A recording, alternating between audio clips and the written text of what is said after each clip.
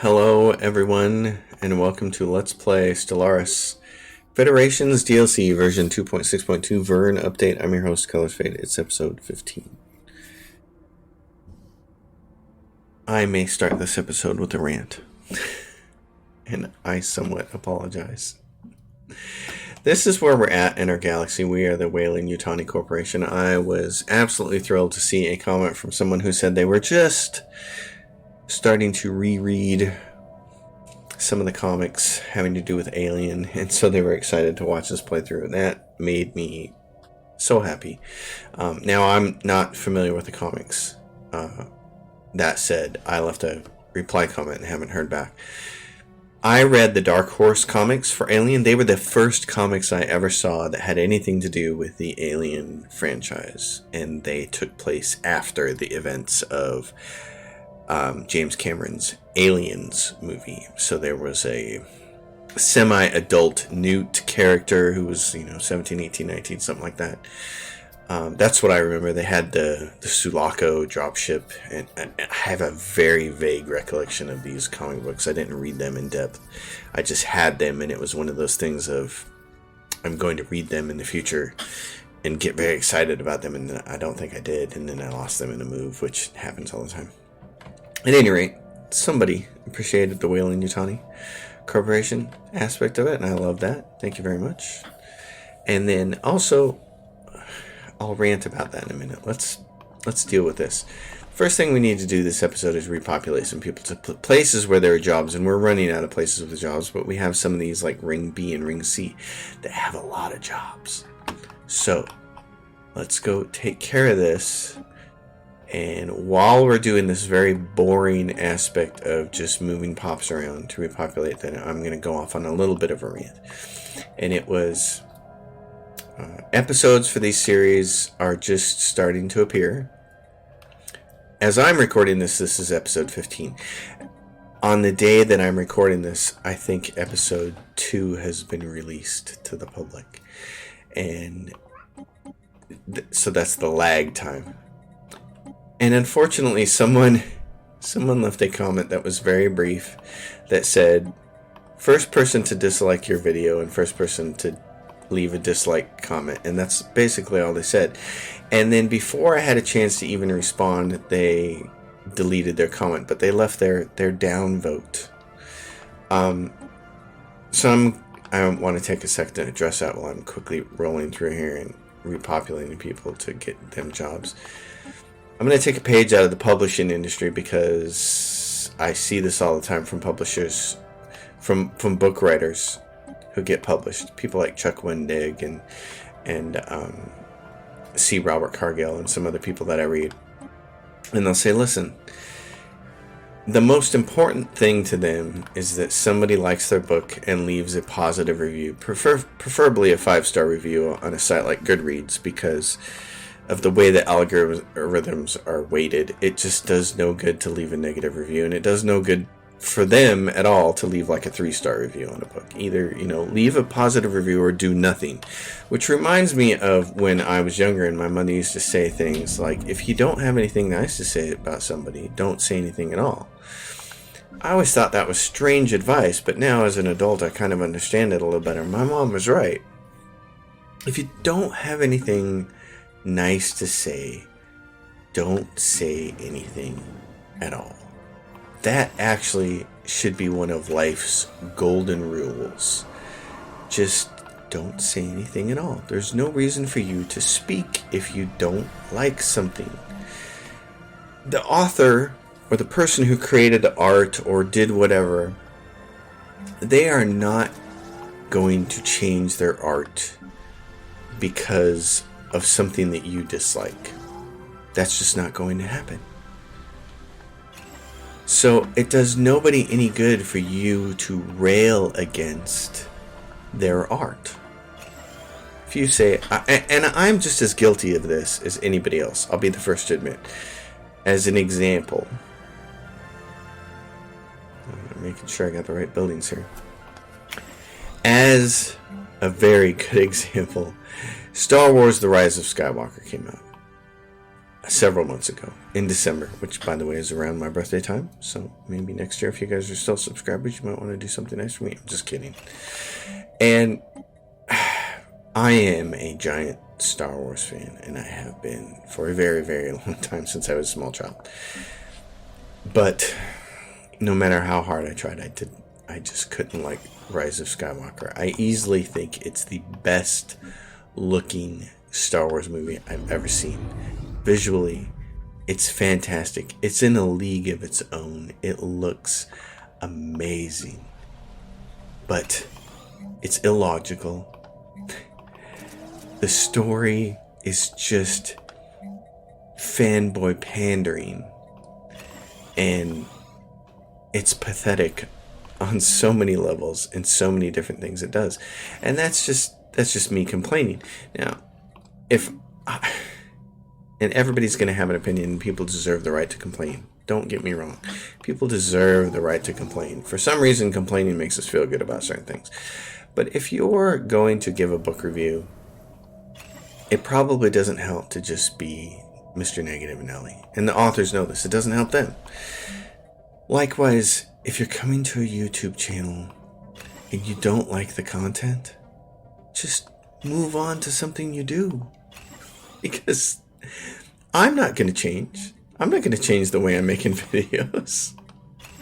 I'm not going to change the way I do my content. This is me. This is authentic me. This is the way I like to make content. And believe me, let me just be very plain and clear about this. I never thought that this channel would amount to anything. And right now, it doesn't amount to anything. It's nothing. In the grand landscape of channels, it's nothing. Now, several thousand people have watched my tutorials and have said that I'm a good teacher and they like my voice and I describe things in a way that makes it easy for them to understand, and they like that. And I am incredibly appreciative of that feedback. I cherish that feedback. I think it's great. Because that was the whole point of making videos in the first place. I just wanted to help people. That's really the only reason I make videos. These videos aren't for me. I would play these games whether I made these videos or not. This is not station under assault. This is not narcissism. This is not self-aggrandizement. It's none of that stuff. I just figured I'm gonna play these games anyway. This is what I'm gonna do, and I understand how they work. Maybe a good thing would be that maybe what I should do is help people get better at them. Because here's the thing. I play these games and I go to the Steam forums and I see people asking the same questions over and over and over and over. And they're saying, how can I get better at X? How can I get better at Y? How can I do this thing better? How can I not suck at this game? And I kept answering the same questions over and over on the Steam forums, and pretty soon I just thought, you know what? YouTube might be the best medium for me to explain this, because I can show them, I can use fancy graphics in the video game itself, and I can show them and I can say, hey, this is what you should be doing. Research actualized. This is how to do it. It might not be the best way. There are people out there, there are players out there who are far better than I am. They are better min-maxers. They know every little detail of the game. They know the difference between flak and point defense by heart. They know everything. And that's great, but they're not out there making videos, and they're not out there trying to help people other than just occasionally answering a forum question or something on Reddit. I like to help people. I get something out of that. I get the warm fuzzy. Yes, I know the warm fuzzy is, for some people, this mythical thing of just, it doesn't exist, but for me it does. It's actually really cool, and I like it. I also don't like the fact that I can't move my fleet where I want to here. Can you guys go here? You can't go there. You can't go there. You can't go there. Okay, hold on. I'm rambling, so I'm just gonna pick stuff here. Can we go back to here and go through this way? Here's what I want to do. Oh, wait a minute. Because we were going after these fools. The contingency. Where else is the contingency at? Is this all they have left? We just go blow these guys up? Let's go there. We're gonna go there. So anyway. Incoming inquiry. The Domana Confederacy, Migration Street. No.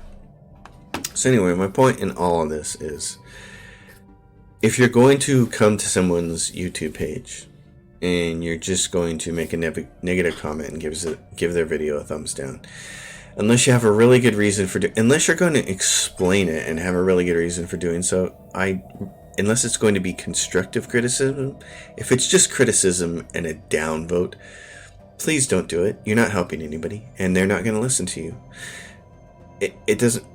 It's pointless. Now, if you have real criticism, for instance, I have downvoted videos in the past where somebody has provided a video that helps me fix something. I love to look at videos for things that show me how to fix things, like the rear brake light on my car is out. How do I fix it? What I don't like is the first 5 minutes of the video, the person completely wasting my time, trying to get me to subscribe to their page, trying to get me to subscribe to their Patreon, telling me their life story, and then in the last 30 seconds of the video, they tell me, oh yeah, use this tool, pull the light out, and replace it. Okay, listen. And I've said this on my OpenShot video editor video. Just show people what they need first. The very first thing you should do in any video is just show people what they need. Then shill for likes and shill for subscriptions afterwards, and tell your life story later. Show people the important stuff first. So in that case, I make a complaint, a criticism, a constructive criticism. I leave it in the comments and I say, you would help everybody else out if you would just get to the part where you start describing this at 4 minutes and 35 seconds in and do the rest of it later. That's constructive criticism. I think that's useful. The heart of the contingency. With the destruction of all four machine worlds, scientists have managed to deduce the origin point of the ghost signal. It is coming from CX9881, which is 1889 in reverse. You can look that up with Google for your science books. A previously uncharted star system on the galactic periphery. This has to be where the synthetics that fell under the sway of the signal journeyed. The contingency will remain a threat until this final system has been dealt with. So, where is this system at? They took care of that. This is a natural wormhole. Where is this? Okay. Where is that system at?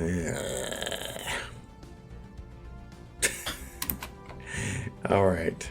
Okay, so incoming transmission. Critical error. Connection lost to all sterilization hubs. That's what they called them. Sterilization hubs. And if you have watched, like Ken Lee, I'm going to name you right here, Ken Lee. Ken Lee watches all my videos. Ken Lee is a fantastic fan to have on a YouTube channel. By the way, Ken Lee, sometime for a birthday present, I'd love to grant you a game via Steam. Even though sometimes your comments annoy me, you are a fantastic fan to have.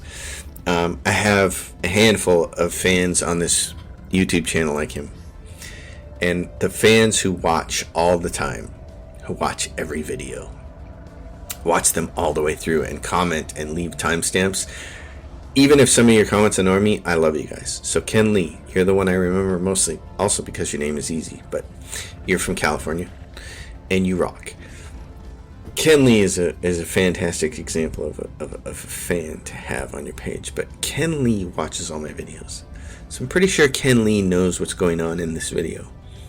So I'm just going to tap my fingers against this glass and drink it. Ken probably knows that I get quite a bit more chatty when I've had whiskey in my system. And that's why, henceforth, the first 14 minutes and 20 seconds of this video, I'm being very chatty and ranty. Well, now you know why. Critical error, connection lost to all sterilization hubs. I can't believe they call them sterilization hubs. Attempting to reconnect. Okay, their end approaches. So we need to find out where that system is that they said was on the periphery. That doesn't excite me. By the way, you're here. Can you get over here? Not without experimental subspace network. Fleet stands cannot be evasive. We'll do that and go there. And yes, that's why things are a little chatty, because, first of all, today's kind of been Research one of those crazy actualized. days. And people are going to have more and more crazy days as we're under the, as I like to say, the cloak of the pandemic. Which edict fell off? Ambition, will to power. Will to power grants you monthly influence. No, we'll take that. You can keep doing it. And some of these other hearts and minds, I don't care so much about governing ethics, attraction 100%. Okay, so Ken Lee or somebody else who really understands this really well, explain to me ethics, shift, chance. Because in my opinion, what that means is our governing ethics are fanatic materialist and militarist. And to me, ethics, shift, chance means that we would shift away from something like militarist to something like spiritualist. I don't want that to happen. So when I'm looking at an edict like this, it says hearts and minds, governing ethics, attraction, plus 100%. Yes, I like that. That means that the people who are immigrating into my empire should tend towards fanatic materialist and militarist by 100% of whatever their normal attraction is. But then to say ethics shift chance by 100%, unless what ethics shift chance means is their current ethic might be spiritualist, and they have 100% plus 100% chance to shift to my governing ethics. If that's the case, that's a good thing. Paradox could do a lot to explain what that means, and I haven't Googled it, so that's my own fault.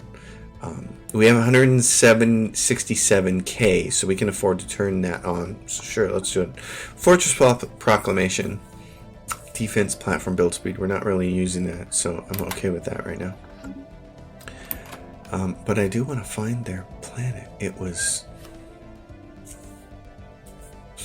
1889. Yes, that was it. CX 18. See, I read it backwards. 1889. I was right. It's 9. Where is this at? It's right there. Contingency. Okay, folks. Here's what we're gonna do. We're gonna scroll way down. I'm going to say, you guys, all of you, including the Titan and Jugs, you need to get here. Go there. Let's go see if we can crush these guys. It's the year 2473. The victory's coming in 27 years. These stations that we've acquired, like this one, I'm going to downgrade. Some of these are trapped in systems. We're in the middle of... None of this is helping. These systems right here... Here's the only thing we could do is start adding to our naval capacity, but it's not like it's hitting us financially because we have 2K plus credits. So in this case, I'm just going to downgrade. The other question I have, which, you know, since I have a lead time of about 10 days on these videos, it doesn't really matter asking this question and getting the answer back. It never really matters, but it's fun to ask, and I appreciate when Ken and other people actually answer with timestamps and say, hey, yeah, my answer to that question is this. As we get ready to do this, I said in one of my earlier videos that I'd been spending a lot of time recently playing a game that was outside of my comfort zone called Far Cry 3, actually. And in that process of playing Far Cry 3, I was learning a lot about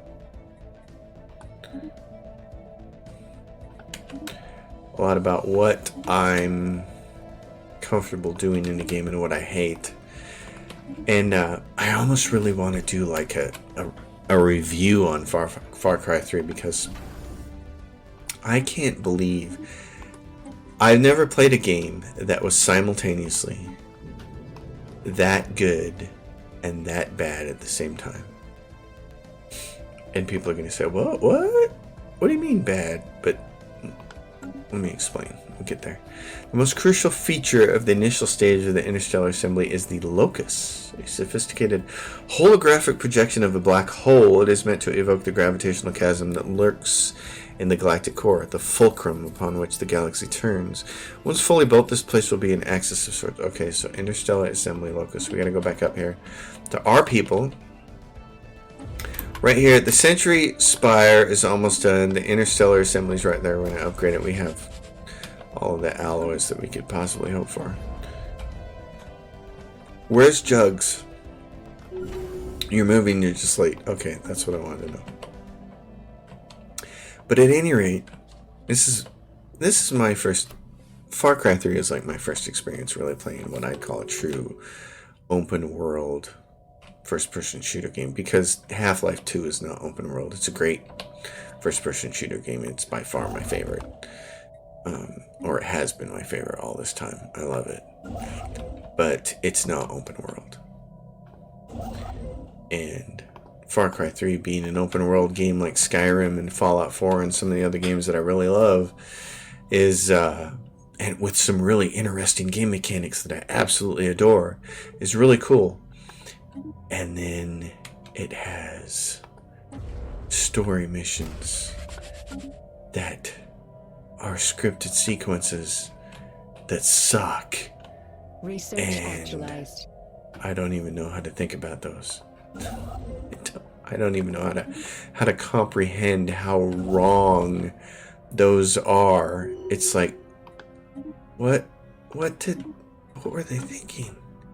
What were they doing when they put that together? Anyway, it's pointless because it's not a new game. It's pointless to do some kind of like, Joe Vargas rant video on that. And of course, some people will immediately strike to the irony of that. You just said don't complain. Don't give negative reviews of books. Oh, yeah, I did. Research actualized. I did say that only because I'm tightly knit. Well, I'm not tightly knit. I pay attention to the publishing industry for reasons that might become apparent in another year, hopefully. And I have a lot of sympathy for those people because they provide us with some of our best entertainment. They are the heart of our best entertainment. And station under assault. And we don't always treat them with the awesomeness that they actually deserve. So we're trying to finish these guys off. Research I'm waiting for the Juggernaut. The Juggernaut is much slower. We're going to go over here and we're going to crush this and see what actually happens. I don't know. I've only had this crisis one time and I don't remember how it ends. So 12k research, I'm liking that. These are all slammed. The only thing that's not slammed is our consumer goods. So those guys are all there. I'm going to pause the game real quick. And I'm going to go to some of my worlds here. Okay, so Archeron is done. LV-426, for you alien fans out there, is done. And we're going to take and resettle some of these people to a planet that is... Just even saying the words LV-426 makes me want to rewatch Alien tonight. It is easily... Well, it's easily in my top 3 movies of all time. If it's not the number 1 movie, it's only because Ridley Scott's other film, Blade Runner, beats it out. I love Blade Runner. And by the way, I also love Denis Villeneuve's Blade Runner 2049. Fantastic cinematography off the charts. And everything he did with that film is just fantastic. Love it. But I've said this before in my videos. I'm a Ridley Scott fan at heart. It's just he makes the movies I wish I was making. That's the bottom line. He makes the kinds of films, and he films them in a way with the cinematographers he works with. He does it the way that I would like to make movies if I was making movies. There's no other way to put that. I think he's the best filmmaker I've seen in my lifetime, and certainly I understand I understand the desire for people to say, "Oh no, it's somebody else." You know, you can say Spielberg, or you can say, you can list any number of people who are accomplished filmmakers. Yes, there's so many great ones. I don't feel like saying one is better than the other is a put down to anybody. It's just that Ridley Scott for me is my favorite. It's that simple. He's so good. And so, yeah, Alien. Oh my gosh. Such a huge Alien fan. One of the neatest worlds he's ever created. Ring A, because it has a leader. That's why it's saying unemployment. And this here, these guys haven't created any jobs here. And we said we were going to use it for administration. But look, we have a 500 gap now. Almost 500 gap in administration. So what I'm going to do to put some of these people to work is this. Because we're way behind on that. And that's what I wanted to do. Not with the ring worlds, but I wanted to go through here and say, the one thing we're behind on is consumer goods. And somebody said in the comments of one of the previous videos was they felt like since Federations came out, the thing they had to watch the most was their consumer goods, because they felt like everything really required it now. And I don't think you're wrong. It's the thing that yeah, it's there. But I kind of felt like it's always been that way. So it's not as big of a shock to me, maybe. But we'll do some of that here. Create some of this. This is a mining town, and this becomes a perfect place to, new Mystic Shrine, and then do this. So we'll just create a bunch of these. These are administrative ones, and they're not as big of a deal. So this is the same thing. So we can create a bunch of these, and this'll slowly take care of that number. But the big thing is, then we can go down here. We say everybody's ready to move. He's going to be ready to move in 17 days, so we're counting down. Upscaling complete. The Juggernaut.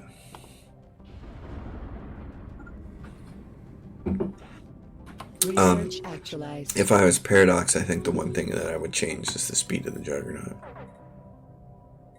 I just don't see a point in making it that slow like that. Supporters, leveraged privateering, diplomatic weight from economy. Yes, we will support that because we already are. Mining platform. All right, lost. you guys ready to go? Let's go see what happens here. I know they've got their ships running roughshod over here, but let's go take care of this first, and then we can kill them. Cha-ching, Master Core, no leader, AI Core, 9881 station. Kapow. Okay, what do we have to do now? Oh, Nexus 01. I bet we can't invade this. It's an AI world. It says... Okay, hold on. I bet we can't invade that. Starbase under assault. No armies. But just in case we can. In case that's what's needed. We're going to bring our guys, and it says land armies cannot land armies on an uninhabitable planet, so it doesn't matter. Okay. I don't care that these guys are over here doing this, because we're going to kill them later, so it's fine.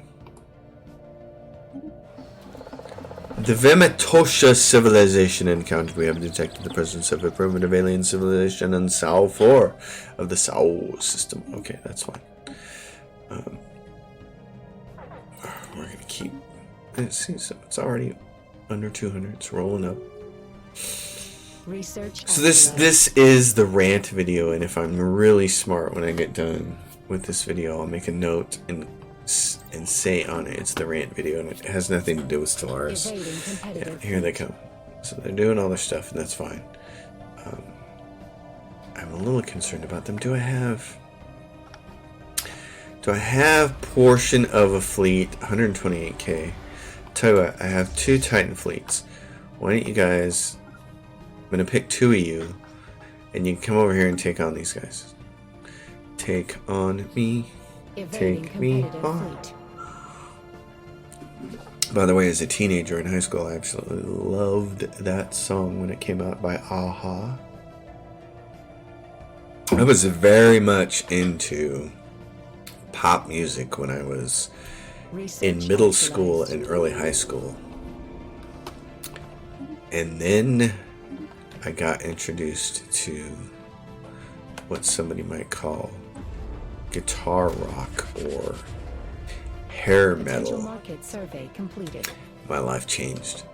I immediately figured out what instrument I wanted to play. I wanted to be a guitar player. That's why you can catch me on Twitter as Guitar Coder. That's why my avatar on my other. That's why when you see me as Colors Fade on Steam, I have an avatar that's a person playing guitar. That's actually me through a filter in Photoshop. I'm a guitar player. I've been playing for a very long time, and I've played with many cover bands and a couple of original bands, and I've written some of my own music, and I've written some music for original bands, and we've all performed together, and it's just been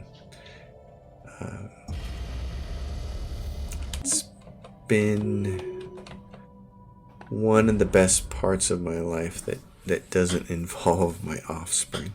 This is great. So the Sentry array is up. Complete Sentry array extends Sentry range to cover the entire galaxy. So that's fantastic. A leader died in Envoy. We're not concerned about that. And so the interstellar assembly is all that's going on. We can build, more matter decompressors, more Dyson rings, more ring worlds if we wanted to. That actually probably isn't a bad idea. Let's see. We have that constructor up there. Can you build a ring world around here? Yeah, why don't you just go do it, dude, since we can build. That'd be fantastic. What are you doing? What are you doing? Okay. Get your butt over here. Titan. And where's the other one moving? Outpost rebuild. Hey, listen, I need you and you here. Because they have a bunch of huge boats. Where are you guys? Okay, hold on.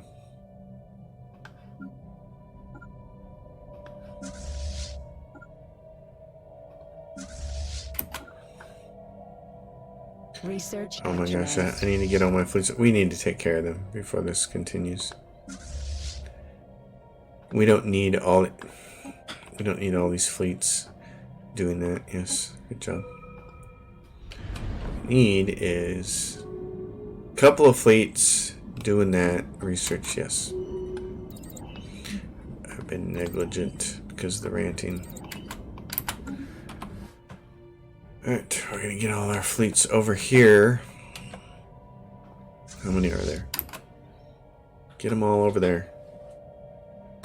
Juggernaut, you're just you're of no use to bombard that planet, so you may as well go with those guys. Outpost rebuild. What are you guys doing? Nothing. Okay, here. Oh, wait a minute.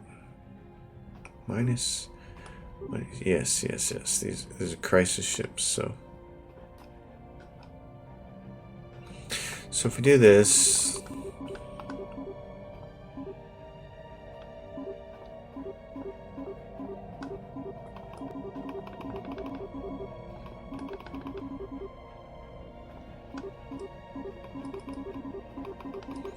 If we do this, make a crisis fleet out of those. Yes. Everybody over here. And then we'll go squash those guys. Ambition, architectural renaissance. This is a nice edict just because System has been surveyed. of the build speed, megastructure build speed, 50%. So, and grand fleet, naval capacity plus 20%, and ship upkeep. So we turn that on. That only helps a little bit against that, but still, any help is better than nothing. These guys are here. We're going to go up to here to this gateway and come around here and try to squash them. So that's the plan, but we have to get all the fleets over here first. So yes, a little whiskey in me results in a lot of chattiness. I've honestly thought about doing Stellaris Stellaris or Galactic Civilizations playthrough where I do every single episode inebriated. It would be entertaining, I think. We're getting close to minus 38. That's great. So that's better than minus 220, which is where we kind of started. Research, yes. Research is just... This is cranking out so fast. It's fantastic. And I love it. He's our prime. What are you doing? You've got nothing special put down. So, on any of these planets that have nothing special pushed down, we're going to do this.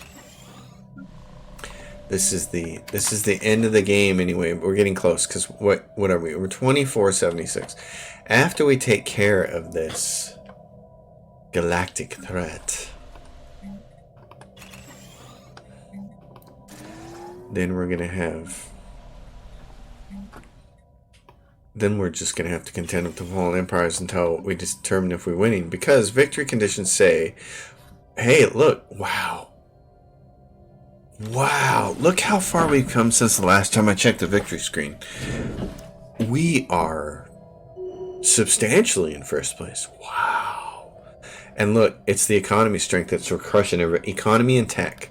So we stayed under our admin cap. We used the admin buildings wisely, but we really boosted our economy because doesn't it make sense that a mega corporation should be really good at that aspect of itself? Oh my gosh, that's hilarious. I love seeing a mega corporation work. Honestly, now, some people have said when I did the Devouring Swarm episodes, they said this faction works really good for the way you like to play the game. And they're not wrong. These are...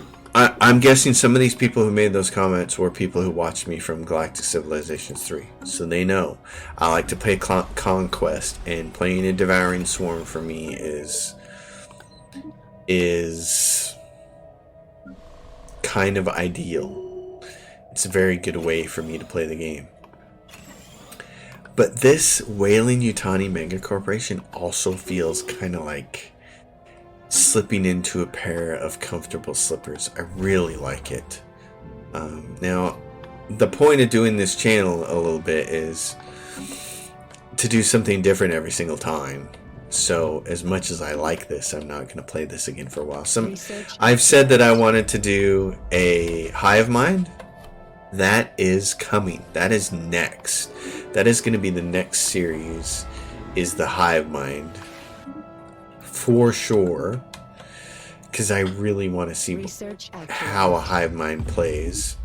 The end of the contingency. The contingency has failed. We blew up their planet. With the destruction of the last machine world, the galaxy no longer faces the threat of systematic mass extinction. All surviving contingency warforms have either powered down or self-destructed. And the ghost signal is no longer being transmitted. As with the other machine worlds, the main nexus detonated itself in a massive antimatter explosion when it became apparent that it could no longer resist its attackers, which was us. Traveling outwards at light speed, the intense light from the energy discharge will be visible to future generations for millennia to come as a bright, short-lived star. That's awesome. Across the galaxy, sapient beings are united in their celebration of the great victory. For the moment, at least, the future looks bright. I just want to take this small moment to comment on the second to last paragraph there, when it talks about light traveling.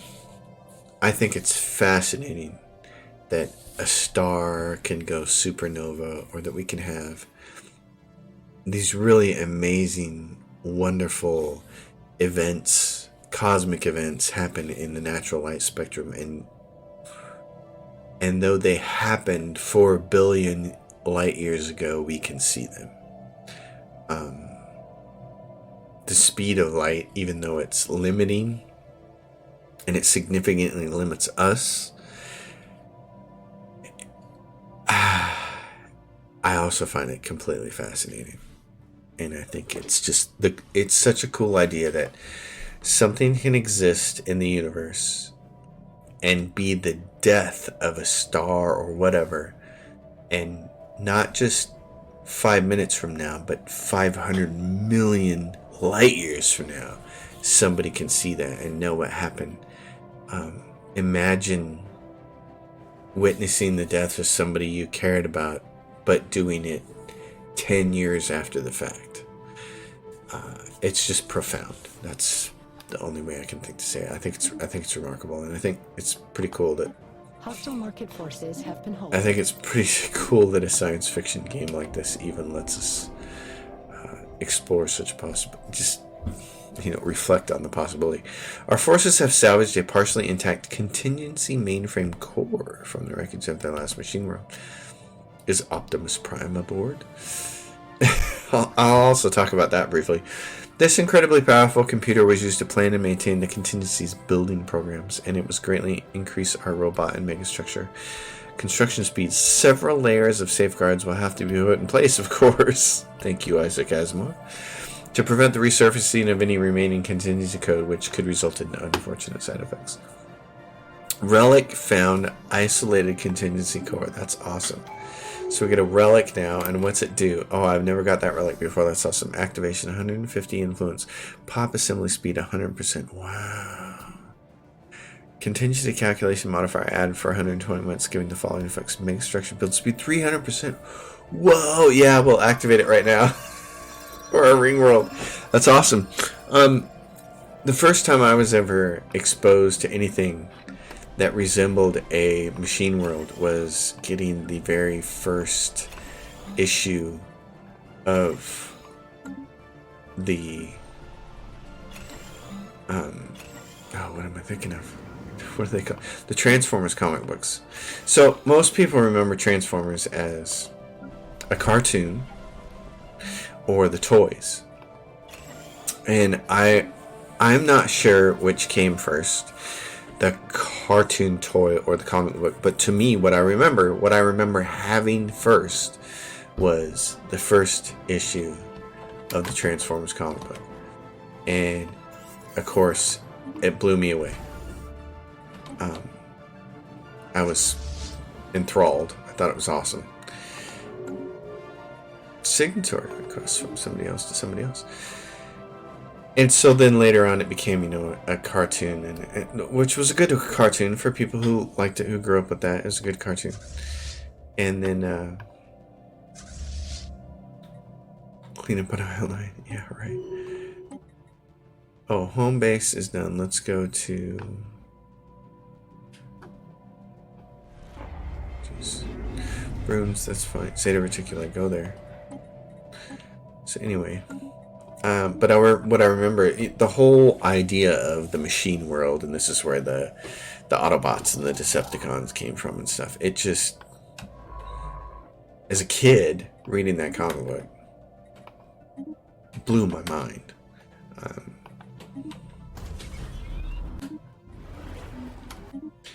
And unfortunately, even that comic book wasn't enough. There's the Sol system right there. Even that wasn't enough to make me become a huge comic book fan and become addicted to getting the next issue of comic books. I'll tell you a little story about that, since I'm in the storytelling mood with all the whiskey. About why I never got into comic books, despite actually kind of loving the medium of comic books. Let's find our ring world. Yes. Where was it? Where did we build it? Right here. We didn't build it there. We built it there. Upgrade. So, as a kid, for whatever reason, the one thing I never liked was being lied to. And people may be able to understand that. Resettle a bunch of pops now. I never appreciated being lied to, and comic book covers always felt like they were lying to me. That's what, as a small child, as a small kid in grade school and middle school, the cover of a comic book always felt like a lie. Because the cover always looked a certain way. It looked a certain way, and it had certain words, and it conveyed a certain part of the story. And then you would open up the comic book, and nothing inside the comic book ever looked like or sounded like that scene on the cover. Ever. Never, ever, ever, ever, ever. And that profoundly disappointed me as a child. It made me feel like they were intentionally lying to me to make me buy their comic book. And I just could never get over that. And it wasn't until I became an adult, of course, there's a bunch of people screaming at me right now as you're listening to me say that. It wasn't until I became an adult that I learned how that actually worked. That I learned that the two people who usually made a comic book, who wrote the words and colored in and drew the story. There was usually an artist who drew the pictures, and there was usually a person who wrote the story. And they were two people, and they were almost never responsible for the cover. And as a child, you don't know that. So you just think that just lying for some reason. And I couldn't understand why. Why are they lying to me like this? I could never make sense of it. It just felt like a lie. So, as a kid, that's why I never got into comic books. I'd read one and I think, man, this is so cool, but the cover is disjointed from what's inside the comic book. It's different. And then it just felt like an adult lying to me, and nothing as a small child ever feels as bad as the first time an adult lies to you. When you're a kid and the first time you recognize an adult actually lying to you, and my parents didn't lie to me, by the way. My parents were great. I mean, I'm sure they all told the white lies that you tell kids because, you want to go be naked together or something or whatever, but my parents never outright lied to me for lying reasons. They just didn't. I'm one of those rare kids who just had great parents. And they're still alive, thankfully. COVID-19, I'm telling them stay home, please, thank you. Which they're doing. They're great. They're great parents. I couldn't be more happy or proud of them. I couldn't be more proud that my parents are my parents. So I never had to feel like they were lying to me. But that's what a comic book always felt like. It always felt like a lie. And it's like, why are you lying to me? Just tell me the story straight. Just put on the cover something that's actually inside the comic book. You don't have to lie to me with this fancy glassy cover that doesn't look anything like anything that's happening inside the comic book. And so that's why even though my mom went out and she could have had no idea that Transformers was going to become as huge as it did, otherwise she might have been like, hey, hang on to that comic book. She never said anything like that, so I wish I'd have hung on to those comic books now. They're fantastic, but I didn't. And so that's the long-winded story of why I just never got to be a comic book fan. And the first time I ever bought a graphic novel and I really, really liked it and kind of made me a fan was later on with Watchmen.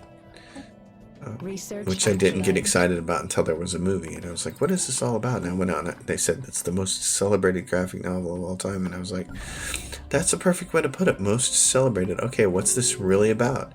And I went out and I bought The Watchmen. Oh, great. Achievement unlocked. United Space Interstellar Assembly. The Interstellar Assembly is now fully operational and plays host to a number of embassies from the galaxy's major powers, be they political or corporate. Our diplomats are having a hard time keeping up with the steady flow of information on national interests and political embarrassments we are extracting from the station. At least our guests seem largely disinterested in our surveillance as long as we provide the ideal environs for them to strong-arm their competitors.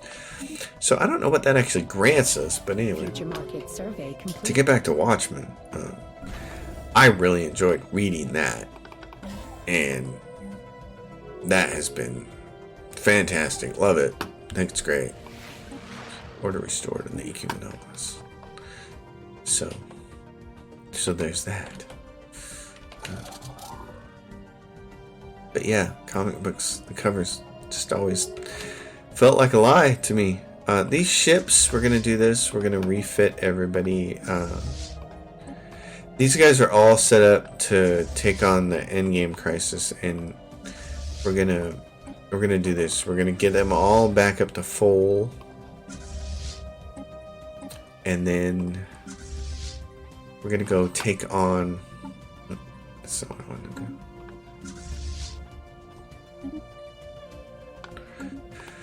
We're gonna go take on this psionic entity here because this has been a gap in my empire since the beginning. But here we are. It's the year 2478. We got about 20 years to go. We are ahead by more than 25k on the next empire, which is a fallen empire, or maybe they're awakened by now. There's not going to be a war in heaven because they're the only ones. You could see, let's see. We've got these guys. Where are they? There's us. Did they change the text? Okay, hold on. What are they? The Recthalar. Oh, benevolent intervention. So now they're purple. I don't know. I liked it the way it was before. I don't know why they changed it. Now it's harder to find things like the Artisan Troop. These guys their text should be different. There should be something. If it was me and I was the developer of the software, I would change the background color for this whole block to make it clear. These are a non-empire. They're the Artisan Troop. They're not anybody you can conquer. They're for commerce, you know. I would change this, but that's where we're at. So Paradox does what they want to do. They don't consult with me, nor should they. I'm just nobody. I'm just a software developer who works on business solutions. Business. Upscaling complete. Already surveyed. Okay, somebody surveyed that. It says, what about this? What about this? Research actualized. So really, we just have to skate through the rest of this and not get attacked by particular empire. So what I really want to do is, let's see, this is the Mish. Here's what I want to do. The Meshben Horde is still here, and it feels wrong to end this game with these guys even still on the board. They should be destroyed. Shouldn't they? Don't you think so? Plus, we have the Empire Sprawl to take them on. So, I need to get all this done. You move here. Construction ship, move to here. What are you doing? You're doing all of this. Okay. Science ship, are you doing this? There's no route. Oh, experimental substation navigation and get there. We're gonna do what we can. The Meshben Horde, it seems like the thing we should get rid of. So, while we're here, research actualized. Yes, research actualized, and then what we're gonna do is switch over. Do we need to? Here's the thing. Do we need to? These guys all have the arc ships, though. That's the problem. I'm gonna retrofit these guys with the megas. I'm gonna retrofit everybody. Destroyers, point defense, the penetrators. Let's go with the kinetics. So let's do that. We're gonna do this way. Titan Fleet 4. Okay. So, salvage fleet, same thing. Swap. We're just going to swap everybody.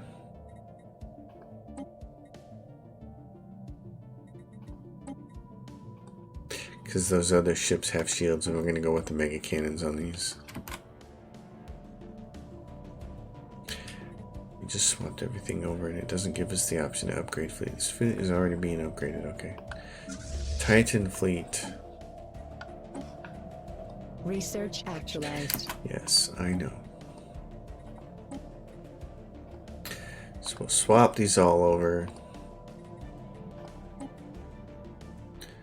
Mega, and what about the Titan? Yeah, they stayed. Okay, stayed the same. Do all of these. And then we'll go attack the Meshben Horde to at least make it interesting at the end of this. But this gets me back to the point that I really wanted to rant about at the beginning of this episode, which is, yeah, I know it doesn't have anything to do with this, but Far Cry 3! Far Cry 3! Oh my gosh! Okay, so, I'm not first-person shooter open world games are kind of something I don't play a lot. Because there are things about them that annoy me. How much annoyment is depends on the game. I don't like competitive first-person shooter games, so I have no desire to play something like Call of Duty and shoot other players and have them teabag me or whatever stupid thing they want to do. I lost my taste for multiplayer the first time I ever tried it. For player versus player. When I tried it on the EverQuest servers, it was just like level 1 human Shadow Knight running out there to kill snakes and rats and things like that to level up, and here comes a level 10 gnome wizard and blows me up just because he could. And then laughs, sends a text message and starts laughing. Ha ha ha, stupid noob. It's like that's what got your jollies off. Killing someone that you obviously knew you could kill. So player versus player for me. Not entertained. Don't care. Potential market survey. But Far Cry 3 as a single player in the campaign, I love half of that game and I hate the other half. The half of the game that involves chasing and liberating outposts, that half of the game, first of all, liberating outposts is completely fun. The game lets you play it. I love the freedom that the game lets you play with. It lets you play with stealth if you want to. And if things go bad, you're free to just break out the grenade launcher and start blowing stuff up. I love that clearing an outpost with stealth gives you a bonus, but if you can't clear it with stealth and you have to blow stuff up, it's okay. And it's fun sometimes even to just go in there. It's like, oh darn, I couldn't get to the alarm and turn it off in time. Well, let's just start chucking grenades and break out the grenade launcher and let's just blow stuff up. That kind of a game to me is really fun. The one that gives you the freedom to kind of approach things the way that you want to approach them. Do things the way you want to do them in the order you want to do them. I like everything about the towers. Go into the towers, which reveals part of the map. So conquering a tower reveals part of the map for you. That's fantastic. I like that mechanic a lot. People complained about that. I'm here years late on the whole Far Cry thing, and I'm going through and I'm reading old posts, and people are complaining about it. And I'm like, no, it's actually a really cool mechanic. Going to the towers and unlocking a part of the map, basically as a way of unlocking the Fog of War, is really cool. And then claiming and freeing outposts to further make things easier for yourself. So now all of a sudden it's your guys that are running around and there are fewer enemies running around. It's awesome. Crafting yourself upgrades so that you can carry more guns and more weapons and more ammo and all that kind of stuff. That's awesome. And it means some parts of the game are locked behind the story, but most of it isn't. If you want to go spend the time hunting and looking for those animals and doing the hunting quest, you can unlock all the stuff. So you can be as powerful as you want to. Some of it is still locked behind the story, but not all of it. So that's awesome. yeah, I only have one weapon to start the game with. That kind of stinks, but oh my gosh, I can get to 4 really fast if I'm just industrious and do it myself. I love that kind of freedom. That's awesome. But then you get to this scripted story missions. They're scripted. That's the first biggest problem with them, is that they're scripted. The developers want you to go through these missions in a specific way, in a specific order. Stealth mission, where they want you to creep along and do things exactly the way they intended to. Just make it a flippin' cutscene then. Because if the player doesn't do everything exactly the way that you wanted them to do, then they got to restart and do it all over. They die and it says mission failed, big red lights come up, mission failed. And then you restart and you have to do the whole damn thing all over again. Fine. Then just make it a cutscene and tell us that Joe Bob, whatever Brody, whatever his name is, walked along stealthily, crouching through a rock and snuck into this boat and got this uniform that he needed. Great. I don't need to actually do it if you're going to force me to do it one particular way. It's so weird to play a game that has this huge open world aspect to it that lets you do things in whatever order you want to, in whatever way you want to, using whatever tactics you want to, and then when it comes to the story, it's like, nope, here's the cattle chute. And if you don't go through the cattle chute exactly perfectly, we are going to zap the hell out of you along the way, and you're going to fail, and you're going to have to start over. And I'm just like, I can't believe this. I can't believe some executive developer, some producer, some director thought that this was a good idea. I want to take that person and punch them in the face, because I want to tell them, listen, you have a great idea here, and you screwed it up. You screwed it up with your story missions. You completely screwed the pooch. It blows me away how bad that part of the game is. The story missions make me not. Here's how bad it is. Ring world frame completed. Here's how bad the story missions are. I actually rage, not just rage quit. I rage uninstalled the game. And then I rage installed it back in. Because I'm like, I'm not going to let this game beat me. I'm sure that's what they're counting on. I'm sure the developers are counting on that exact attitude. People are going to want to complete it anyways. Yeah. But you guys sucked. You guys sucked it.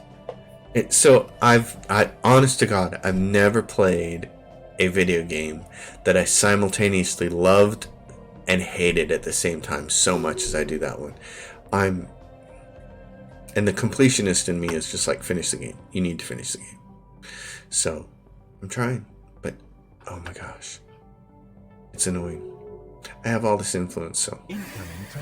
The DRA Directorate Forum Research Agreement, sure. Then you guys can win. So I'm going to get my fleets ready. They should be ready, and this is going to be the end of the episode anyways. We're going to get all our fleets ready. Where are you guys at? Okay. And we're going to go after these. Where are they at? Where are these fools at? Right down here. The Mesh Ben Horde. And, can we get all of our fleets down like right here? Let's see if we can. We're going to grab these. I'm going to send them all there. Alright, that's going to be the end of that episode, is how we're going to do that. So anyways, thanks for watching the rant episode. I apologize for ranting, but that's the whiskey for you. So folks, if you appreciated the episode, give it a thumbs up. And if you're thinking about giving it a thumbs down, give it a thumbs up anyways. And for any of you who are watching who haven't watched the channel before, this is not a standard episode. Go watch some of the other stuff. And if you still dig it, maybe subscribe. If you have a question or comment, definitely lay it down below. And especially follow Ken Lee's example and put the timestamp in there, please. It's really easy. All you got to do is write the time in there. YouTube will automatically create the hot link to it. It really helps me out.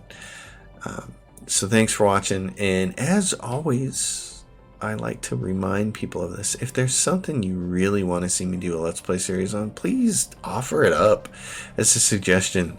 I like playing lots of different kinds of games, not just 4X. So if there's something you really want to see, let me know. I'll see you guys next time. This is episode 15. We're almost done. We're 20 years away.